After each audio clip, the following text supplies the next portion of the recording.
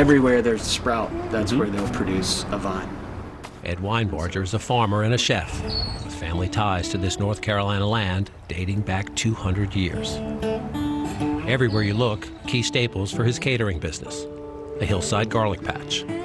Tree limbs stacked along the stream. Look at that. A brilliant nursery for shiitake mushrooms. I got to the gym this morning, but this is good. A visitor put to work. Early spring, the best time to borrow the fingerling potatoes. The fall harvest will be not long before the midterm election, and North Carolina has a Senate seat within reach for the Democrats, plus maybe, just maybe, a House seat or two. But Weinbarger sees the party as still missing a critical ingredient. This right here, getting it under your fingernails, Democrats have a hard time with this. They can't show a connection to the working class. Rural America is synonymous with Trump country. But Weinbarger says Trump policies are making a tough economy worse.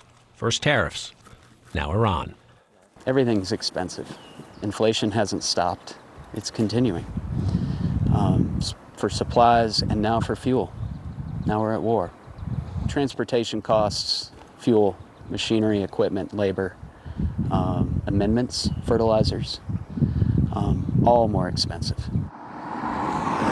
North Carolina's success could help the Democrats make a good midterm year great, but it would require reversing 5 decades of rural decline. Take a look. Here are 1,322 counties where at least 75% of the population live in rural areas.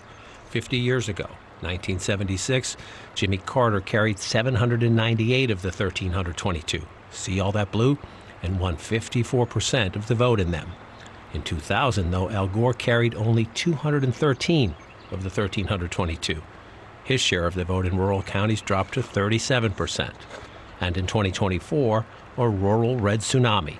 Kamala Harris won just 79 of the 1,322 counties, and just 25% of their votes. The then and now is stunning. Here in North Carolina, that rural shift from blue to red looks like this.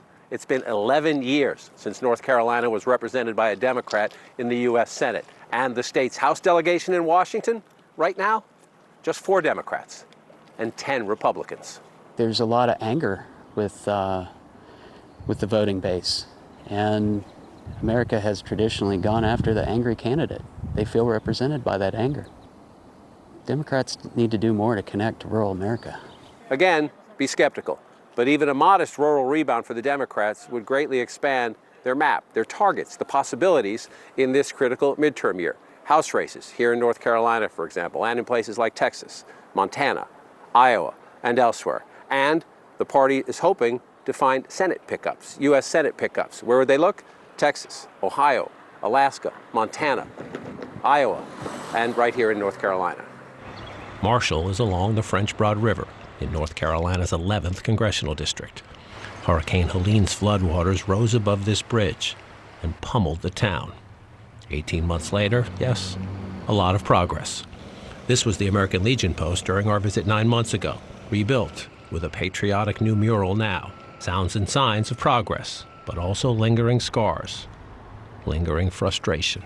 It still feels slow. It still feels like we haven't seen the government step in ways that are meaningful. Tourism is the economy here. Right. Lean back, you're good to go. See ya. Corey Hampton's outdoor adventure company saw sales drop 40% last summer. Clear for guide. Hikers and campers, rafters and zipliners thought it best, or safest, to stay away. We all knew that first season after the storm was going to be difficult, but we're hoping that this is the turning point for us. But now, a new worry. That folks are just not going to be as willing to travel. And on top of everything else that's happened to us. You drive a lot if you live in a rural place like Marshall, or if you want to get to and from a place like this for a family vacation. The price of gas matters, especially if things are already tight. It's just terrifying, you know. We're helping 100 of our staff put food on the table, and even they're thinking about, can I afford a house? Can I afford health care? Can I get to work? I mean, that's going to make it even harder for us this season. They say looks can be deceiving, and they say one picture is worth 1,000 words. So which is this? A recent Monday night in Tiny Marshall, a packed fish fry for a local farmer running for Congress. Madison County voted 61% for Trump. Jamie Yeager is a Democrat. We're all thinking about our garden this spring, which is something that Mountain Democrats do, is grow a garden. Josh Kopis owns this hotel and restaurant. He went to college with Yeager, works his real magic in a ceramic studio on the outskirts of town. Why do Democrats struggle so much here? I think we lost our way. I don't know. Like, we got caught up doing something that didn't connect with the people in rural America, and that's why we need to run candidates like Jamie, because he is of this place, like he is our people. So I don't think it's a lost cause.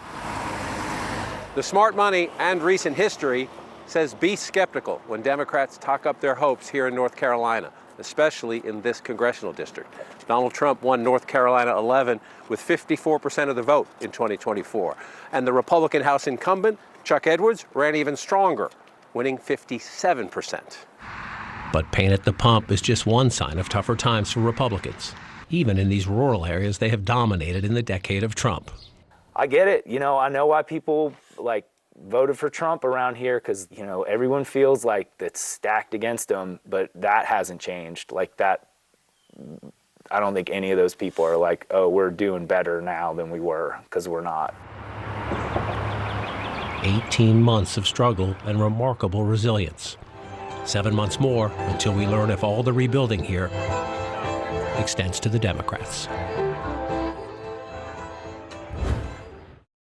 John, you were in North Carolina. What did the results in Georgia last night say about voters in rural areas? So, Anderson, once again, the margins, Democrats lost that race. You see right here, Clayton Fuller will be the next Republican congressman in Marjorie Taylor Greene's old district. So Republicans say, we win. Why do Democrats say this is good for them? Well, look at the margin. You say that's a big race, right? He wins there by 11 points, but look at this. Marjorie Taylor Greene won this district just 2 years ago by 29 points. And this is part of a pattern in Georgia, in New Jersey, everywhere in 2025 and 2026 as we watch elections. Last night in a Wisconsin State Supreme Court race as well, a mayoral race in Waukesha, Wisconsin. Here's just a few of them. Kamala Harris wins Virginia by 6 points. Remember, Abigail Spanberger wins the governor's race by 16. In New Jersey, it was Harris 6.